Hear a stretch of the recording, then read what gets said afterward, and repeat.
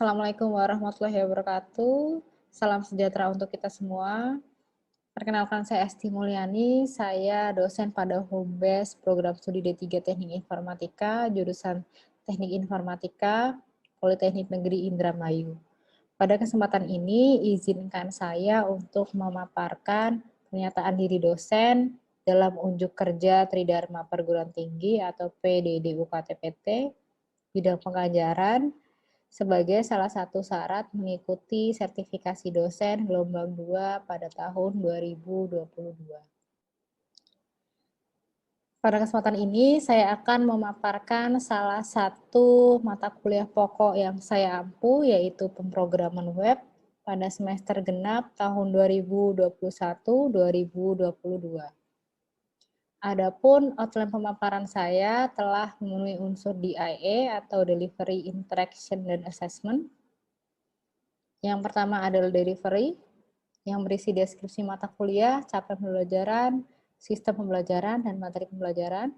Yang kedua adalah interaction, yang berisi metode pembelajaran. Yang ketiga adalah assessment, yang berisi sistem penilaian. Dan yang terakhir adalah rekaman video pengajaran, praktikum, minggu keempat, materi CSS dasar. Identitas mata kuliah. Mata kuliah yang saya ampu yaitu pemrograman web dengan kode TIU 3203, semester 2, bobot 3 SKS, 1 SKS teori, dan 2 SKS praktikum, dengan mata kuliah prasyarat, algoritma pemrograman, dan pengantar teknologi informasi dan komunikasi. Deskripsi mata kuliah. Pada mata kuliah ini, mahasiswa belajar mengenai kerangka halaman, pengaturan tata letak halaman, pembuatan event trigger pada halaman web, pemuatan data secara dinamis berdasarkan basis data dan pemanfaatan library yang telah tersedia. Selain itu, mahasiswa juga belajar pembuatan aplikasi web yang berjalan pada browser secara interaktif dan responsif melalui pemanfaatan HTML, CSS, JavaScript, PHP, dan basis data. Capaian pembelajaran mata kuliah atau CPMK. Terdapat 7 CPMK pada mata kuliah ini. Yang pertama adalah mahasiswa mampu menjelaskan pengertian pemrograman web, prinsip kerja web, tools yang digunakan untuk membuat halaman web. Yang kedua, mahasiswa mampu memanfaatkan elemen HTML untuk membangun kerangka halaman web. Yang ketiga, mampu memodifikasi tampilan dan tata letak suatu halaman web dengan menggunakan CSS. Yang keempat, mampu membuat halaman web yang interaktif dan responsif dengan menggunakan bahasa pemrograman tertentu secara terstruktur baik client-side maupun server-side. Yang kelima, mampu menggunakan library yang telah tersedia untuk membuat tampilan web menjadi interaktif dan responsif dengan langkah pembuatan yang lebih efisien. Yang keenam, yaitu mahasiswa mampu mendemonstrasikan pengetahuan tentang praktik yang efektif dalam penulisan dokumen laporan. Dan yang terakhir, capaian soft skill, yaitu mahasiswa mampu menunjukkan keterampilan komunikasi dan kerjasama dalam sebuah tim proyek. Sistem pembelajaran. Jumlah pertemuan pada mata kuliah ini adalah 16 pertemuan dengan 14 kali tatap muka, 1 kali UTS, dan 1 kali UAS. Beban waktu pembelajaran yaitu 3 SKS, 1 SKS teori, tatap muka 1 kali 60 menit, pembelajaran terstruktur 1 kali 60, dan pembelajaran mandiri 1 kali 60 menit. Selanjutnya 2 SKS praktikum 2 kali 170 menit, di mana UTS dilaksanakan setelah pertemuan ke-7 untuk evaluasi CPMK 1-3, dan UAS dilaksanakan setelah pertemuan ke-15 untuk evaluasi CPMK 4-7. Materi kuliah pada pemrograman web, yaitu yang pertama pengantar pemrograman web. Pada materi ini, mahasiswa belajar prinsip kerja web dan tools pengembangan aplikasi web. Yang kedua, materi Hypertext Markup Language atau HTML, di mana pada materi ini mahasiswa belajar pembuatan kerangka dan layout halaman web serta elemen dalam aplikasi web. Yang berikutnya adalah Cascading Style Sheet atau CSS, di mana mahasiswa belajar mendesain dan memodifikasi halaman web agar lebih menarik. Yang berikutnya adalah responsive web design, di mana mahasiswa belajar membuat halaman web yang responsif menyesuaikan dengan perangkat yang digunakan. Yang berikutnya JavaScript, mahasiswa belajar bahasa pemrograman JavaScript yang ditujukan untuk menciptakan interaksi yang dinamis pada halaman web.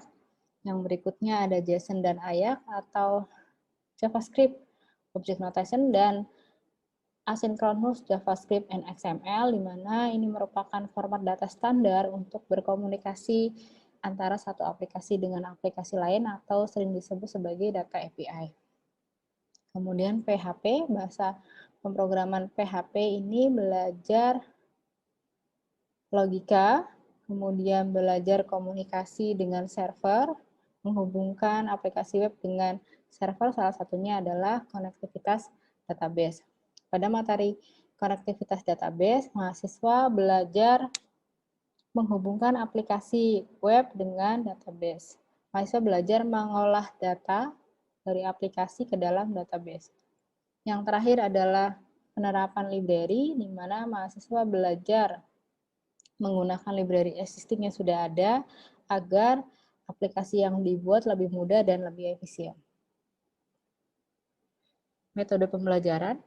Terdapat dua metode pembelajaran, yaitu sinkron dan asinkron, di mana metode sinkron merupakan metode pembelajaran secara langsung, baik tatap muka langsung di kelas maupun secara virtual.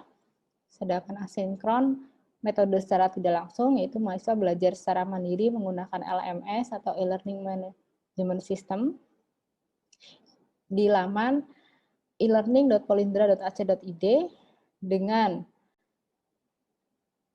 materi modul praktikum yang sudah disediakan, kemudian kuis dan tugas yang dapat dikerjakan secara mandiri, UTS dan UAS juga dapat dikerjakan secara mandiri selama masa pembatasan kegiatan.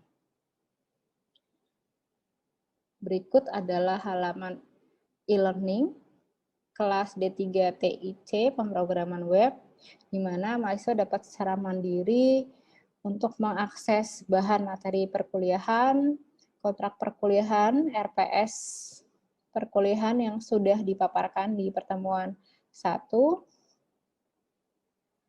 Mahasiswa dapat juga mengakses modul praktikum, kemudian mahasiswa dapat menyelesaikan modul praktikum tadi dengan mengupload laporan praktikum pada setiap pertemuan. Pada sistem penilaian ini, sesuai dengan kontrak kuliah pada pertemuan 1, komponen penilaiannya adalah sebagai berikut. Yang pertama presensi dengan persentase 10% sebagai pemenuhan CPMK ke-6. Yang berikutnya adalah soft skill, persentase 10% sebagai pemenuhan CPMK 6 dan 7. Kemudian tugas harian 10% sebagai pemenuhan CPMK 1, 2, 3, dan 4. Tugas harian ini berupa laporan praktikum, kuis, dan interaksi di kelas. Selanjutnya adalah tugas besar 30% sebagai pemenuhan CPMK 5, 6, dan 7. Tugas besar ini merupakan pembuatan aplikasi, tugas pembuatan aplikasi secara berkelompok sebagai pendukung mata kuliah Project Based Learning atau PBL pada mata kuliah proyek pada semester yang sama. Selanjutnya UTS dengan persentase 20%, pemenuhan CPMK 1, 2, dan 3, dan yang terakhir adalah UAS, persentase 20% dengan pemenuhan CPMK 4, 5, 6, dan 7. Selanjutnya adalah video pengajaran praktikum minggu keempat materi CSS dasar. Bismillahirrahmanirrahim, kita mulai dari sini teman-teman, bahwa materi CSS ini sesuai dengan RPS atau rencana pembelajaran semester yang sudah saya share ke teman-teman via e-learning, bahwa materi CSS ini memiliki sub CPMK, capaian pembelajaran mata kuliah, yaitu diharapkan teman-teman setelah ini mampu atau bisa menerapkan style CSS dalam pembuatan halaman web, di mana sub CPMK ini merupakan pemenuhan dari CPMK nomor 3. Teman-teman bisa lihat lagi RPS-nya, bahwa nantinya diharapkan teman-teman bisa memodifikasi tampilan dan tata letak pada suatu halaman web menggunakan CSS. Oke, bukain dulu. Lanjut. Kita lanjut. Agenda kita hari ini apa Bu? Ada 5 di situ, kelihatan dari belakang? Kelihatan ya, ada 5. Yang pertama adalah pengenalan CSS. Yang kedua adalah cara penulisan, cara kita membuat kode program CSS. Kemudian ketiga adalah komponen dasar CSS. Yang keempat kita akan berdiskusi kelompok, teman-teman. Yang kelima kita akan praktikum. Saya sudah share modul praktikum di e-learning, nanti bisa dilihat. Di situ ada praktikum 4 CSS dasar. Itu ya. Oke ya. Kita next, kita mulai dari gambar. Ada beberapa gambar di sini, teman-teman. Ada manekin, betul. Ada di situ ada topi, ada baju, kemudian di sebelah sana ada manusia, otak manusia. Nah, gambar ini merupakan analogi dari pembuatan halaman web dengan menggunakan client-side script. Ada HTML, kemudian ada CSS, kemudian ada JavaScript. Kira-kira ada yang bisa bantu saya untuk jelasin analogi ini? Siapa? Oke, boleh. Solhin, silakan. Menurut saya HTML itu untuk dasar kerangkanya, Bu. Kemudian untuk CSS itu menghias dari dasar-dasar HTML-nya biar lebih bagus gitu, Bu. Biar lebih cantik. Kemudian JavaScript itu untuk function-functionnya, Bu. Untuk perilakunya. Cukup sih. Cukup. Oke. Ada yang lain? Henda, gimana Henda? Iya, kalau menurut saya itu HTML itu sebagai kerangka dalam sebuah pembuatan web, dan CSS itu sebagai untuk mempercantik si tampilan yang dibuat dalam kerangka HTML itu. Iya, pernah lihat ya teman-teman ya, klik di sini, download, ngelihat. Nah, itu biasanya pakai JavaScript. Oke, kemudian persamaan dan perbedaan dari 3 client-side script ini kira-kira apa, teman-teman?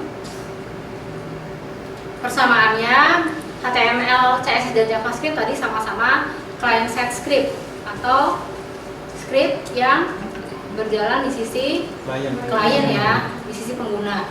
Oke, kemudian persamaan berikutnya adalah HTML dan CSS ini, teman-teman, dia bukan bahasa pemrograman ya, betul ya. Sedangkan JavaScript ini beda, dia adalah bahasa pemrograman. Kenapa HTML dan CSS bukan bahasa pemrograman? Karena tidak mengandung logik. Iya, betul. Dengan Mbak siapa? Olivia. Luar biasa Mbak Olivia. Terima kasih, betul bahwa HTML dan CSS ini dia tidak punya karakteristik bahasa programan, teman-teman. Makanya dia tidak bisa disebut sebagai bahasa programan ya. Seperti layaknya JavaScript, dia punya logik kan, bisa if else, kemudian bisa function, seingat, bisa input, bisa proses dan sebagainya. Kita lanjut. Dan di sini ada halaman dengan CSS, teman-teman. Halaman web dengan CSS sederhana, ini template, teman-teman. Bisa dilihat, teman-teman, kita bedakan halaman yang dengan CSS dan tanpa CSS. Ini adalah without atau tanpa CSS. Apa bedanya kira-kira? Ya, lebih tertata rapi, betul. Kalau kita pakai CSS, gambarnya lebih tertata rapi, lebih enak dipandang, terstruktur tadi kata mbaknya. Kemudian dia asimetris gitu ya, ukurannya sama gitu ya, nyaman untuk pengguna berselancar di halaman web. Kita bandingkan dengan ini, teman-teman, dengan tanpa CSS. Nah, kalau tanpa CSS berarti kan dia cuma elemen aja ya. Ini kan elemen image, betul? Elemen paragraf, kemudian elemen heading gitu ya, dan seterusnya. Nah, kita lanjut atau ada pertanyaan dulu? Lanjut? Oke. CSS itu hanya untuk web aja kan? Iya, betul. Nggak bisa ke platform lain kan? Mobile atau desktop, nggak bisa, cuma web aja itu. Iya, betul. Karena dia melekat, dia nggak bisa berdiri sendiri sih sebenarnya, dia melekat di HTML, teman-teman ya. Ya, ada lagi? Cukup? Kita lanjut. Oke, kita sudah mengenal CSS, teman-teman. Kemudian bagaimana cara kita untuk menulis ke dalam kode program, maaf. Ada 2 cara teman-teman, internal style dan external style. Oke, kalau internal ini ada lagi dua lagi di dalamnya. Teman-teman, inline ini adalah penulisan CSS yang ditulis di mana? Di dalam elemennya langsung. Dia sebagai atribut di elemen tersebut. Contoh di sini ada heading 2 ya. Kemudian kita deklarasikan di sini ada style. Kita pakai atribut style untuk membuat tadi menerapkan CSS di elemen heading 2. Ini cara penulisan dengan inline. Kemudian setelah style, teman-teman deklarasi. Deklarasi dan value yang dibutuhkan untuk pengaplikasian di heading 2. Kalau di sini berarti si heading 2 ini kita kasih warna merah, misalnya jenis fontnya adalah set. Gitu ya. Bisa dipahami ya? Oke, kita lanjut ke sebelah sini teman-teman. Di sini ada embed. Kalau dia penulisan CSS dilakukan di bagian head atau body HTML-nya. Kalau ini langsung di elemennya. Kalau ini dia diambil link, rel, style sheet. Kemudian di sini ada href. Ini adalah pemanggilan file CSS-nya. Oke ya. Ketika kita memanggil file, harus teman-teman ingat bahwa pastikan tempat penyimpanan ya, foldernya dia sejajar atau enggak dengan file HTML-nya, ataukah di subfolder ataukah di luar folder gitu ya. Di sini disesuaikan dengan tempat penyimpanan. Nah, untuk CSS, JavaScript ini teman-teman juga bisa pakai CDN atau Content Delivery Network. Jadi teman-teman bisa pakai CSS yang udah ada di sebuah server, dipanggil HTTP-nya di sini. Ukur awal, kemudian baru deklarasi. Oke, satu deklarasi ini terdiri atas dua, satu properti, satu value.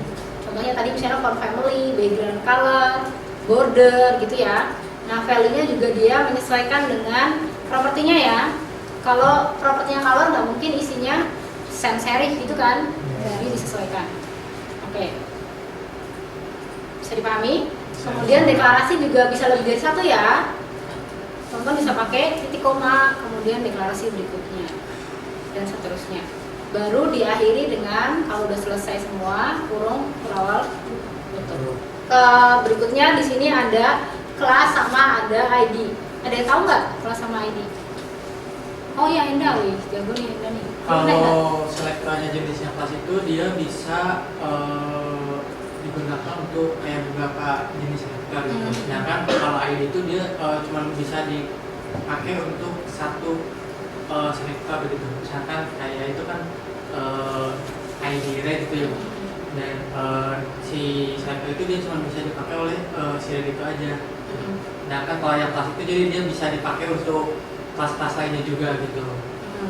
Misalkan rank apa, terus kalau yang rank terus kelas apa gitu. Oke, ya terima kasih. Betul, perbedaannya adalah tadi penggunaannya ya. Jadi si kelas ini dia bisa digunakan berkali-kali dalam satu halaman gitu ya, ya. Betul ya. Oke, kemudian kalau ID itu teman-teman dia hanya bisa digunakan sekali dalam satu halaman. Oke, kemudian perbedaan berikutnya cara penulisan. Cara penulisannya kalau kelas dia pakai titik ya, depannya titik kemudian nama kelasnya. Nama kelas ini bebas seperti nama variabel, teman-teman bebas mau kasih nama apa. Misalnya mau dikasih nama rapi, mau dikasih nama kotak dan sebagainya, header, footer dan sebagainya. Oke. Kemudian cara penulisan di dalam elemennya kita tandai bahwa dia adalah kelas. Berarti misalnya di elemen P kita kasih kelas, kemudian namanya apa. Oke ya, gitu. Kalau ID dia pemanggilannya pakai apa ini teman-teman? Pagar ya, pagar kemudian nama dari ID-nya, kemudian deklarasinya ini di CSS-nya. Kemudian pemanggilan di elemennya sama seperti yang di atas, misalnya elemen P dikasih ID apa, namanya apa. Oke, berarti ID red ini dikasih color red misalnya gitu ya. Oke, nanti silakan teman-teman berkelompok untuk mendesain rencana project yang teman-teman akan buat. Misalnya ada yang bikin terkait company profile perusahaan, ada yang bikin misalnya e-commerce, ada yang bikin sosial media gitu ya. Sesuai kelompok di proyek ada 3-3 ya, nanti berkelompok. Saya akan bagikan kertas untuk teman-teman, silakan berdiskusi. Terakhir, Alia, oke. Silakan Alia, silakan didiskusikan teman-teman. Ada 1, 2, 3, 4, 5, ada 5 kelompok, berarti ada 5 desain ya. Yang siap diimplementasikan ya, nanti ya dikumpul. Oke, silakan bisa dimulai teman-teman. Oke Bu, kami ada ide untuk membuat sebuah halaman website dari sekolah, company profile sekolah. Kami di sini caranya itu ada gambaran membuat untuk ini di atas itu bagian ide itu ada nama sekolahnya, keterangan nama sekolah, terus ada menunya apa aja seperti menu untuk absensi, data guru dan lainnya. Terus untuk di bagian right bar-nya itu ada kayak dari visi misi sekolah itu apa, visi sekolah itu apa, misi sekolahnya apa. Kemudian di sini ada halaman yang nampilin kegiatan-kegiatan di sekolah itu kayak ekstrakurikulernya ada apa aja gitu. Dan di headline konten utamanya itu data kayak landing page gitu dari si sekolah itu gitu. Barangkali bisa lebih dispesifikan. Menunya kan tadi belum ditentuin ya, menunya apa, kemudian nanti informasi apa saja yang akan ditampilkan di sini. Terus tujuannya apa? Misalnya di sini sebagai promosi sekolahnya atau sebagai laman PMD-nya gitu ya. Harus lebih jelas lagi ya. Nanti kita coba koreksi lagi. Ya. Terima kasih Bu. Ya, silakan dilanjut.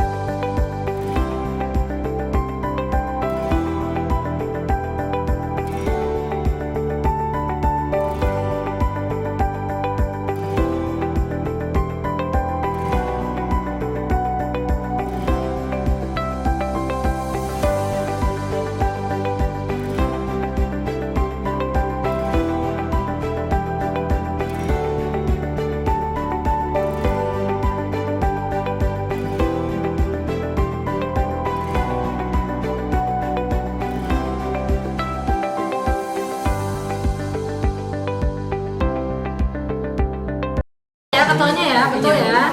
Jadi nanti kita tuh mau bikin kayak website buat game gitu tuh Bu. Nah di sini tuh ada logo, terus di sini ada nama gamenya, di sini ada home, about sama kontak.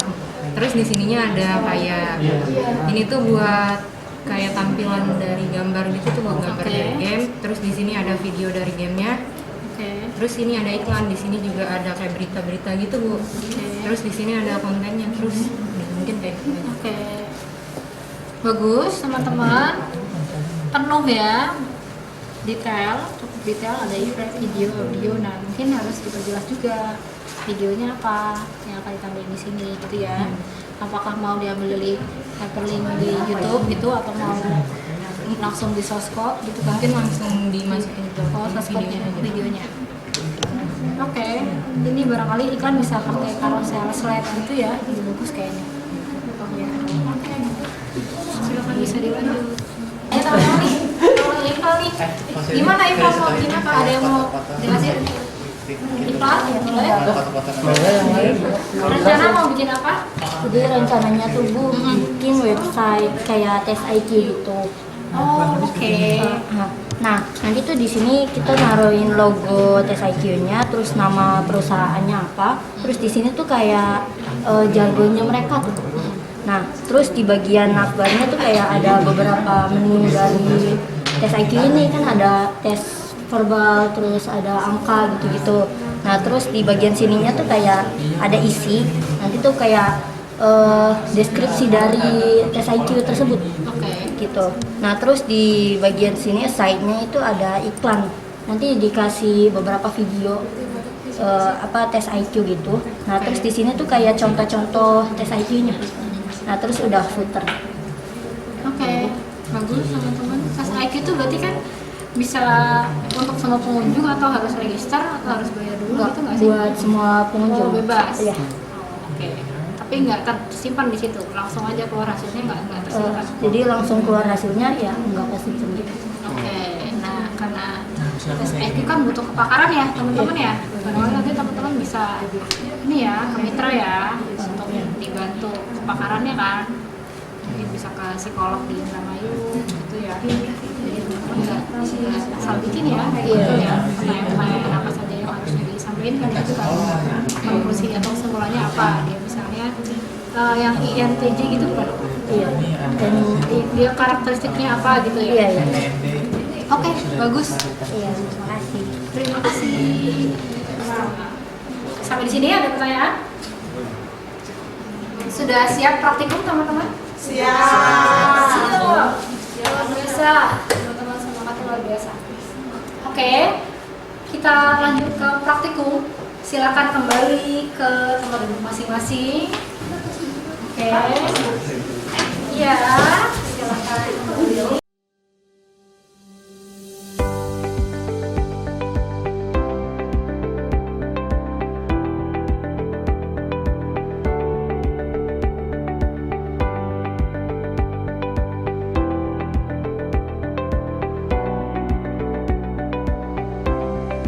Praktikumnya sudah selesai teman-teman? Sudah. Ada yang belum selesai? Sudah ya? Sudah. Oke, terima kasih semuanya. Kita coba share ya hasil praktikum teman-teman hari ini berdasarkan modul praktikum 4 CSS dasar yang sudah saya share ke teman-teman. Jangan lupa saya ingatkan lagi nanti teman-teman bikin laporan praktikum setelah ini. Gitu ya. Mungkin itu teman-teman ada pertanyaan lagi sebelum saya akhiri. Kesimpulannya apa teman-teman? Ada beberapa di situ poin. CSS tadi merupakan mekanisme gitu ya untuk membuat style atau gaya di halaman web. Kemudian tadi ada 3 cara penulisan: inline, embed, sama eksternal. Teman-teman bisa pakai ketiganya atau salah satunya sesuai kebutuhan. Tapi yang lebih efisien tadi yang mana? Eksternal. Oke, karena satu file CSS bisa dipanggil berkali-kali di banyak halaman gitu ya. Terus dia punya 3 selektor ya. Iya kan? Iya. Kita memilih elemen mana yang akan kita aplikasikan CSS. Selektor yang pertama? Kelas, ID, sama tag ya, elemen. Sintak HTML atau elemen.